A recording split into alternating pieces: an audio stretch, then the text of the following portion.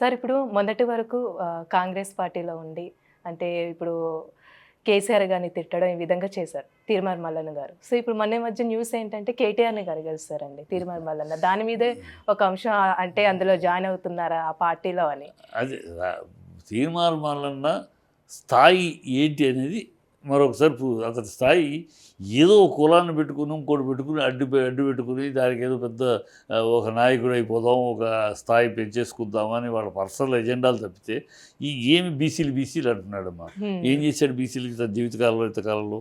బీసీలకు తీర్మానం వల్ల వల్ల బీసీకి ఈ జరిగింది లేదు, బీసీ తరఫున ఈ పోరాటం చేశాడు, బీసీల కోసం ఇలాగే ఉద్యమం ఏమైనా ఉందా? ఏమీ లేదు. చరిత్ర ఎంతసేపు గతంలో ఉన్నప్పుడు బీఆర్ఎస్లో ఉన్నప్పుడు కాంగ్రెస్ని తిట్టాడు, అక్కడ నుంచి బీఆర్ఎస్ది కాదని కాంగ్రెస్కి వచ్చాడు ఎన్నికల ముందు, కాంగ్రెస్లో ఉండి కాంగ్రెస్ని తిట్టాడు. ఇప్పుడు కాంగ్రెస్ పొమ్మంది, మళ్ళీ ఏదో గడప ఎత్తుక్కుంటున్నాడు. ఈ గడపలు మారటం, గడపలు ఎత్తుక్కుని బతికేయటం తప్పితే అదే రాజకీయం. ఆ రాజకీయం తప్పితే వీళ్ళు ఈ కులాన్ని అడ్డుపెట్టుకుని రాజకీయం బీసీలు అడ్డుపెట్టుకుని ఎప్పుడో అయిపోదాం పెద్ద నాయకుడు అని. అలాగే ప్రవీణ్ కుమార్ కూడా గతంలో దళితులు పెట్టుకుని ఆయన ఒక పార్టీ పెట్టేసి మాయావతి అని అన్నాడు. ఏమైంది?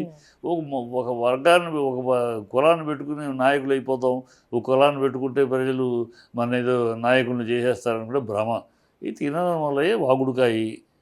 గతంలో ఎవరిని తిట్టాడు, ఏ నోటుకు వస్తే ఎవరిని పడితే ఏదైనా తిడతాడు, స్థాయిని మరిచి కూడా తిడతాడు. సేమ్ రేవంత్ గారు తిట్టినట్టే ఈయన కూడా అంతే. స్థాయిని మరిచి మన స్థాయి మనం ఆ వయసు చిన్న ఏమి చూడు, ఈ నోటికి ఏది వస్తే అది మాట్లాడతాడు. చేతిలో యూట్యూబ్ పెట్టుకున్నాడు, దాంతో సాగింది.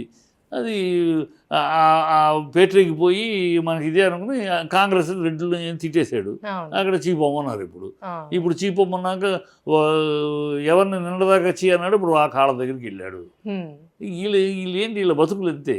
వీళ్ళు ఎక్కడికక్కడ ఏదో ఒక రకంగా ఎవడి పంచలో చేరి ఎవడి షాడోలోనూ వెళ్ళిపోయి అలా బతికేద్దాం, అలా వెళ్ళిపోదాం తప్పితే వీళ్ళకు ఒక సిద్ధాంతము, ఒక రీతి, ఒక నీతి, ఒక విధానము, నిజంగా ప్రజల కోసం వీళ్ళు మాట్లాడుతున్న సమాజం కోసం ఏం చేయాలి ఏమీ ఉండదు. ఏదో ఎవరు పంచనం చేరటం, ఇంకో వాళ్ళు తిరగటం. ఇది ఇక్కడ అయిపోయిందా, నెక్స్ట్ అక్కడ చేరటం, అక్కడ పట్టుకుని ఇంకోళ్ళు తిరగటం. రేపు అక్కడ చేరుతాడు. ఆయన అనుమానం కేసీఆర్ చేర్చుకోరు, ఇది చేరచ్చు కానీ బీజేపీకి వెళ్తాడు.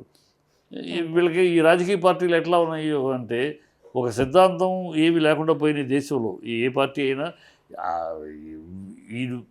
మన సిద్ధాంతానికి పనికొచ్చే మనిషి కాదు, మన పార్టీలో మనిషి కాదు అని ఉండదు. నిన్నదాకా మనం తిట్టినా ఇవాళ బోధాన్ని వేసుకుంటానికి రెడీ.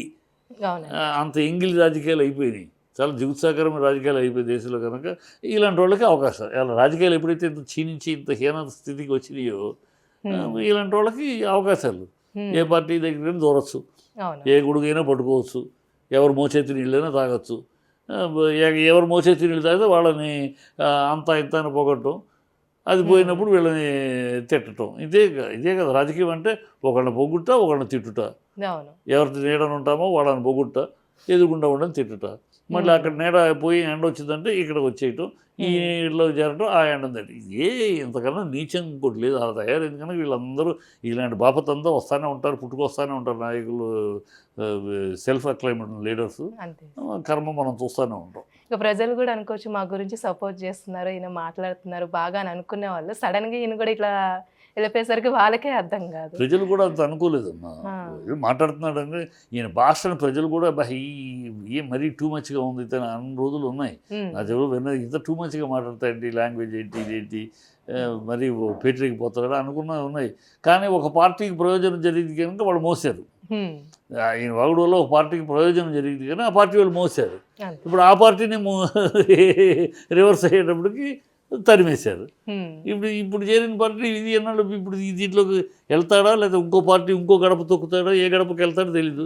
వెళ్ళినాక చూడండి మళ్ళీ ఆ గడపలోకి వెళ్ళినాక ఎత్తుతారు, ఎదుటి వాళ్ళని తిడతాడు. నోటి దూలం తెచ్చుకుంటూ తప్పితే ఇంకేం కాదు. అది వెళ్తారా లేదా అనేది ఒక సస్పెన్స్. అంతే. Thank you so much sir. Thanks for interview.